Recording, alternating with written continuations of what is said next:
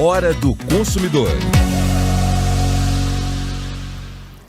Olá, Ribeirão. Olá, toda a região metropolitana de Ribeirão Preto. Hoje o bate-papo com o Dr. Luiz Fernando Maldonado.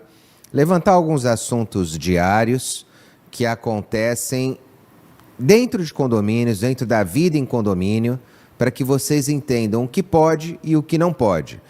Aí você fala, mas eu não vivo em condomínio, mas provavelmente conheça, tenha um amigo, um familiar que viva em uma situação condominial, de condomínios. Doutor Luiz Fernando, bem-vindo.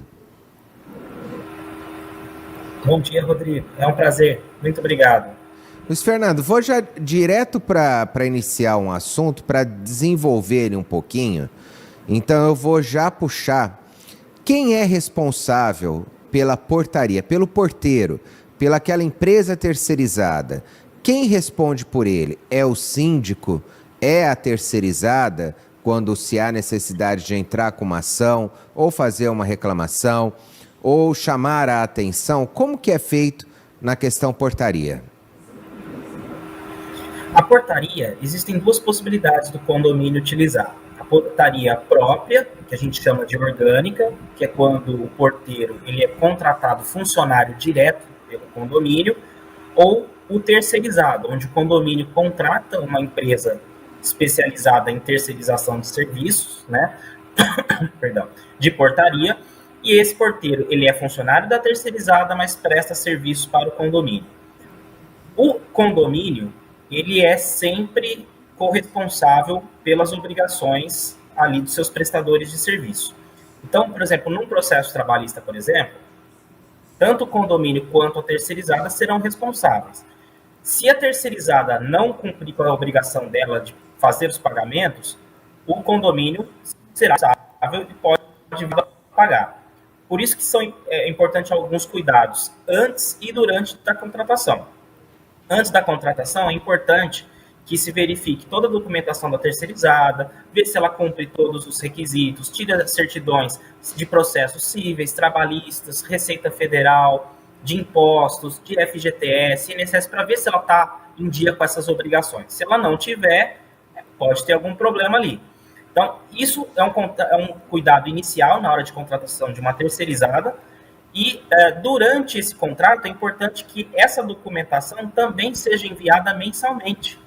O condomínio tem que mensalmente acompanhar se a terceirizada está pagando os funcionários dela, recolhendo o fundo de garantia, INSS. Então, a terceirizada, antes dela receber a mensalidade dela, ela tem que mandar os olerites, os cartões de ponto, os comprovantes de pagamento de INSS, fundo de garantia, para que o condomínio possa ter a certeza, tranquilidade de que essas obrigações estão sendo cumpridas e depois ele libera o pagamento. Porque, infelizmente, já vi condomínios que não fizeram esse acompanhamento, a terceirizada deixou de pagar, passaram-se anos, a terceirizada quebrou, aí o processo foi para o condomínio é corresponsável.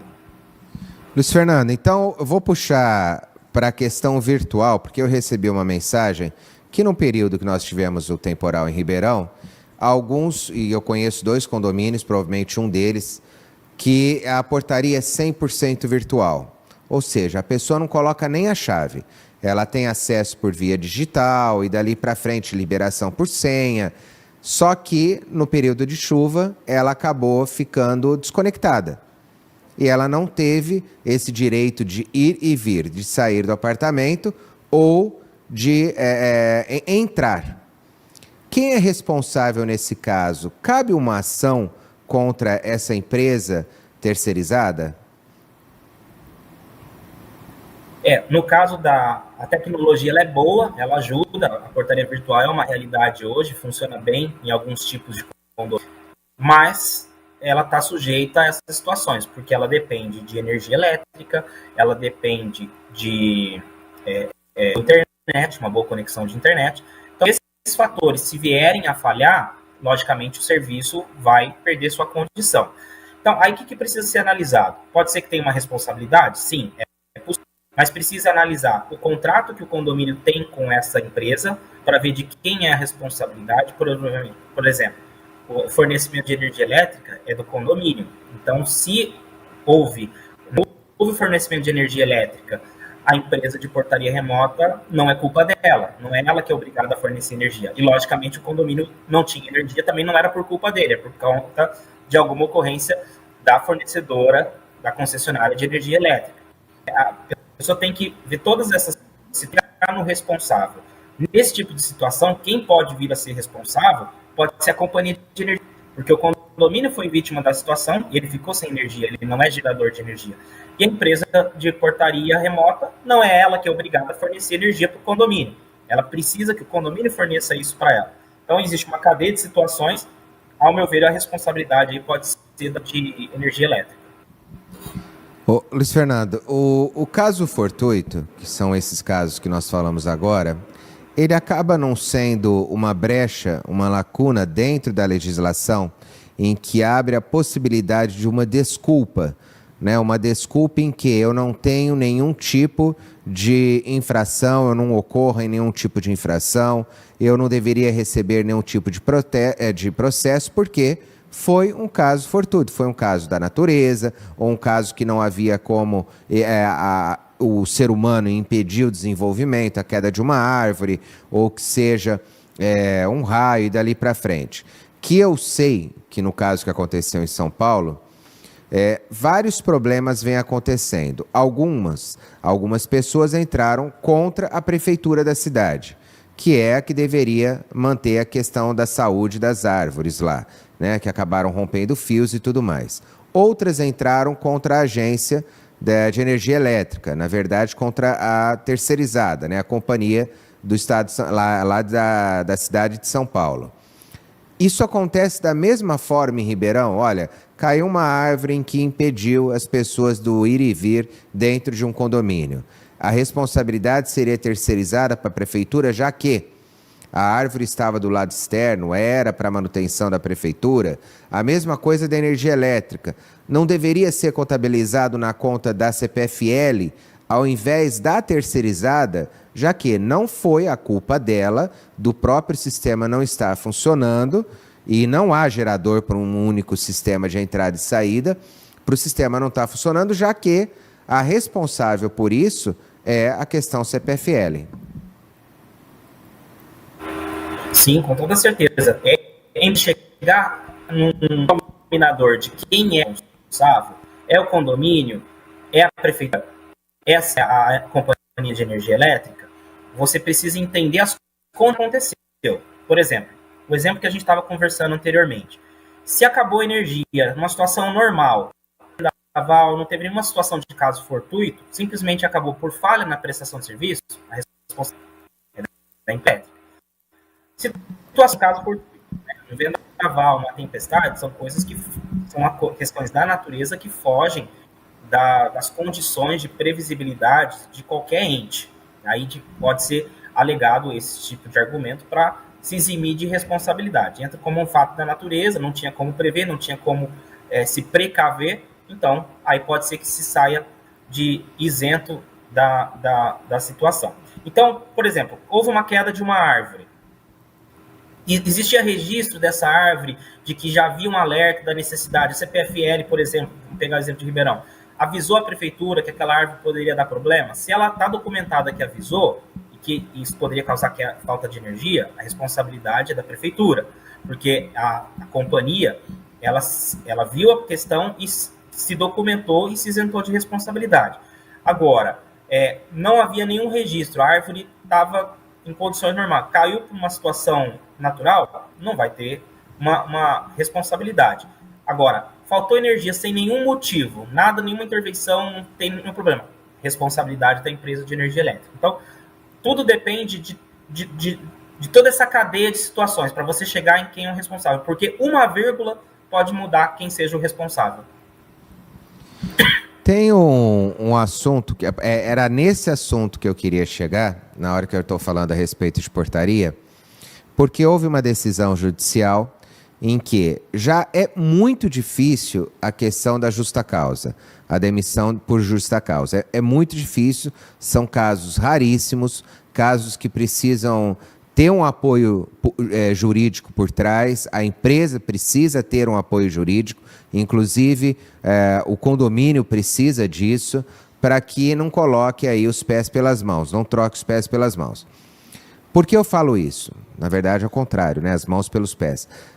Por que eu falo isso? Houve uma demissão por justa causa de um porteiro.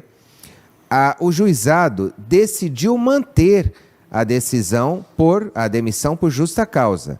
Por quê? Identificou que houve uma infração trabalhista e também aquela questão da responsabilidade. Por que eu falo isso? Porque ele recebeu uma encomenda para entregar para um determinado condômino, porém, essa encomenda ele subtraiu, ele pegou para si. Ou seja, furtou essa encomenda do condômino.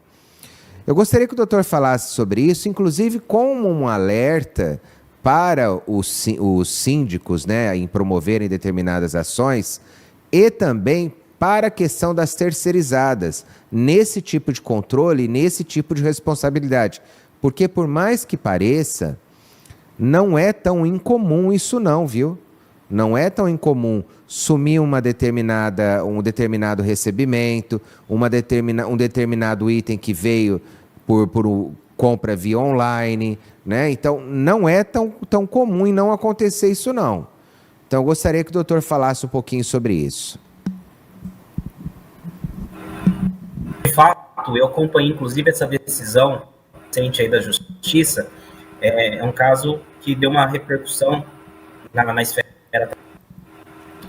E como você falou, bem mencionou aí, infelizmente não é incomum. Isso às vezes acontece com uma certa frequência, maior até do que se esperaria, né?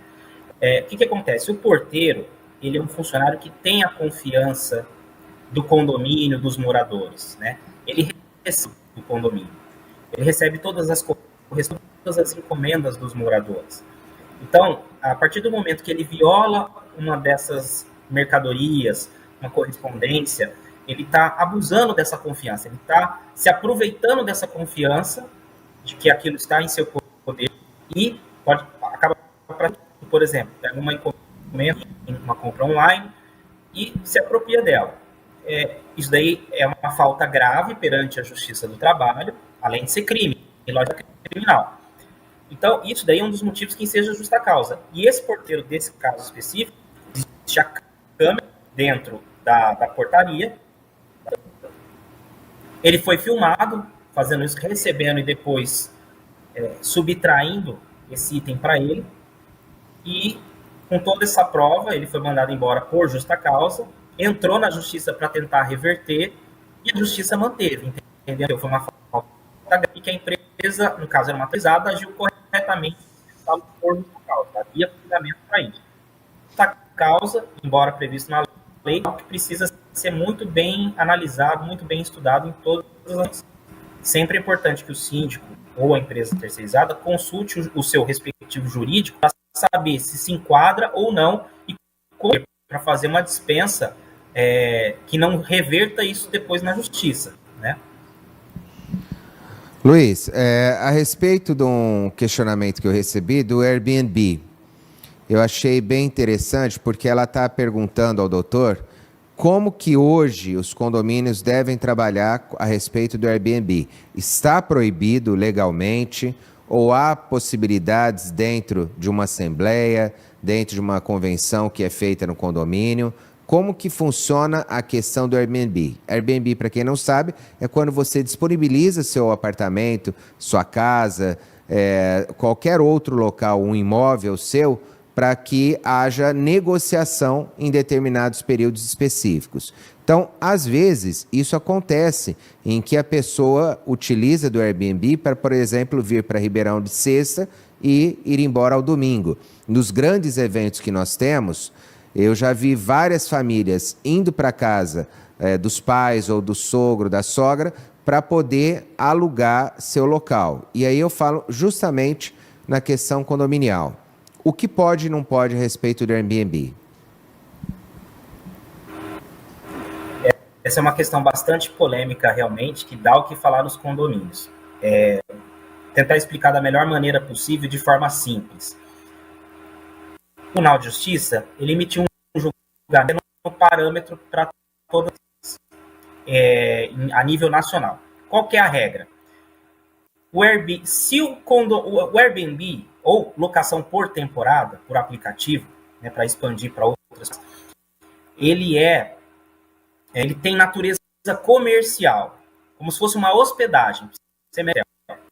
Os condomínios residenciais, eles têm a destinação deles prevista em convenção, falando que a natureza é residencial.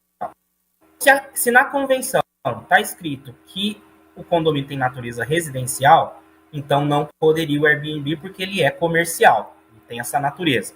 Tá? Então, se a convenção prevê isso, não pode. É possível tirar?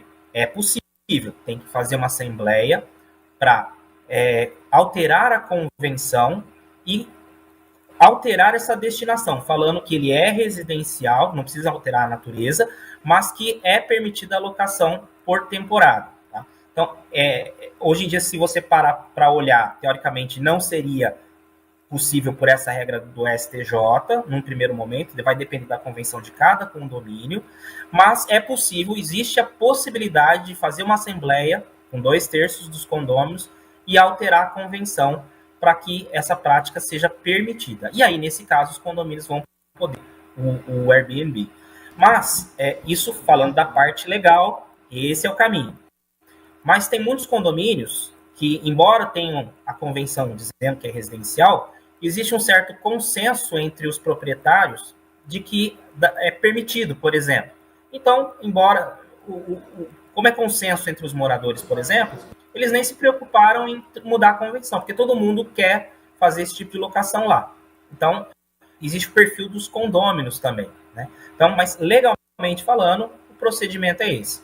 Num primeiro momento não é possível por causa da convenção, mas se alterar a convenção, passa a ser possível. Quando não existir nada informando numa convenção ou votado numa assembleia, está a livre negociação do Airbnb, por exemplo? Ou vou acrescentar mais um detalhe. Está o livre comércio dentro de um condomínio quando não tem disponibilidade ou numa convenção ou numa assembleia? A pessoa pode ser boleira dentro do apartamento, ela pode ser manicure, cabeleireira, ela pode trabalhar com tudo isso? Olha, não tem essa possibilidade de existir, porque é obrigatório, por lei, que a convenção estabeleça qual é a destinação do condomínio. Então, não vai ter uma convenção que não vai dizer se é comercial, residencial. Nenhuma convenção vai ser omissa nisso, porque a lei determina que tem que ter na convenção a destinação. Então, todos vão ter. Né? E aí, no caso, por exemplo, a boleira, a pasteleira, enfim, outras atividades comerciais, elas não podem ser desenvolvidas num condomínio de natureza residencial, porque você desvirtua a finalidade e o Código Civil diz que um dos deveres do condômino é usar a sua unidade de acordo com a destinação, e a destinação é residencial. Então, se o condômino está usando uma unidade residencial para natureza comercial, ele está desvirtuando o uso e ele está infringindo a Convenção de Regimento Interno. Ele pode sofrer advertência, multa, e até um processo judicial para que eles parar com essa prática. Então, não seria possível a prática de atividades comerciais em condomínios residenciais. Eu já gostaria de agradecê-lo, doutor, mais uma vez pelo bate-papo. Na próxima semana a gente fala mais um pouquinho sobre o direito condominial, porque é extenso e, por incrível que pareça, eu acho que ele se aproxima muito do direito do consumidor por conta do bom senso. Eles são voltados para a questão da moral e bom senso. É o que acontece em relação condominial e relação consumerista. Eu vou passar um vídeo depois para vocês entenderem também essa questão do bom senso numa relação consumerista. Obrigado, viu, doutor? Muito obrigado, Rodrigo. Prazer, viu? Até a próxima.